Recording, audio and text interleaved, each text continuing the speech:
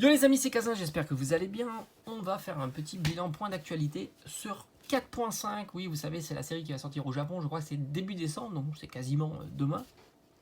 Et on commence à avoir quelques informations qui semblent beaucoup plus positives. Des cartes qui devraient agrémenter la série. Donc série qui compose donc 91 cartes, on va dire, hors secrète, et après tu as tout un tas de tonnes de cartes secrètes comme on avait l'habitude d'avoir sur les blocs Destinée Occulte, Destinée Radio. Alors j'avais été un petit peu déçu parce qu'ils nous avaient montré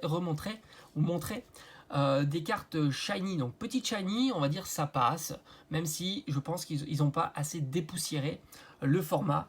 Mais les full art shiny, comme on pouvait voir dans Destinée Radieuse, Destinée Occulte, bon, Destinée Occulte c'était la première fois, ça allait, même s'ils ont réutilisé les formats des cartes Rainbow, hein, voilà, c'est toutes les cartes Rainbow, ça passait, la série était plutôt cool, et puis on avait des Pokémon qui étaient de tendance, des Pokémon anciens, donc on est plutôt dans les starting blocks.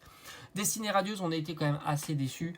Heureusement qu'il y avait le Dracofeu, hein, ce qui a entraîné la série, mais au final, c'est vrai que les autres formats de cartes n'ont pas accroché. Les Full Art Shiny, enfin plutôt les protagonistes, hein, les Angoliath, les Scolosandres, Salarzen, ça n'a pas accroché. Hein. C'est des cartes d'ailleurs que tu peux trouver pour 5 à 10 euros. Et là, on était un petit peu déçus, enfin, en tous les cas, moi, quand j'ai vu les cartes comme Yaskarad, même le Dracofeu Terra Cristallisé, Shiny, j'étais pas emballé du tout. Là, ça commence à se préciser, ça a l'air d'être un petit peu mieux. Alors, déjà, les petites Shiny, on a du Salamèche, du Reptincelle, ça, j'ai envie de te dire, ça fait plaisir. Encore une fois, je pense qu'ils sont un petit peu feignants sur le concept de nouvelles cartes, mais non, j'attends de voir quand même. On sait jamais, on peut avoir de bonnes surprises, peut-être de la texturation sur les bords ou des choses comme ça. À voir. À voir une fois qu'on a les cartes entre les mains. Petit Chani, je suis rarement déçu complètement puisque c'est des formats de cartes que j'apprécie.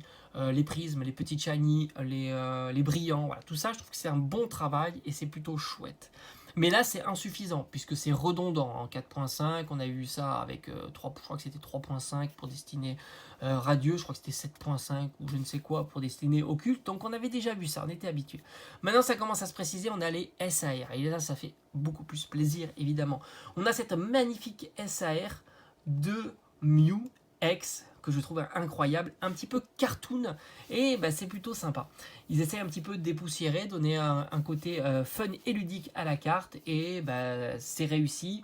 On a en plus plein de Pokémon qui sont dessus, donc on est encore sur un format de cartes alternatif, et on a plein de petits Pokémon, comme je crois que c'est Chétiflore, Atatak, les Topiqueurs, Petit Tar, je crois que c'est Petit Tar qui patauge dans la mare, donc franchement, ça sent très très bon pour cette extension, sans compter qu'ils vont certainement nous en balancer une tonne. Après, petite déception, ils nous mettent encore un Dracofeu Terra Cristallisé. À voir si tout ça évidemment se confirme, mais ça a l'air d'être très très présent, parce qu'on a le numéro de la carte, hein, 234. Donc là, on sait que la forme Terra Cristallisée, hein, même si c'est du Dracofeu, même si c'est du alternatif, ça n'accroche pas.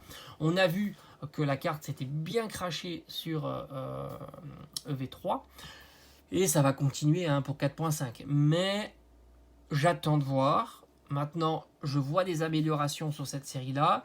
Je pense qu'il y a des leaks qui vont arriver de plus en plus. Et il semblerait que ça sera disponible pour début décembre au Japon. Donc on aura beaucoup plus d'informations, même si on sait que le set n'est pas toujours le même.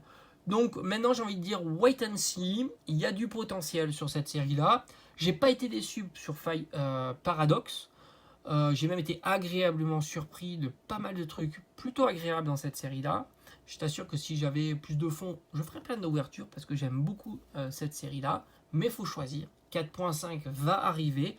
J'ai bien envie quand même de voir les items qu'ils vont nous proposer. Est-ce qu'ils vont nous proposer aussi des jolis coffrets, des jolis mini tin box.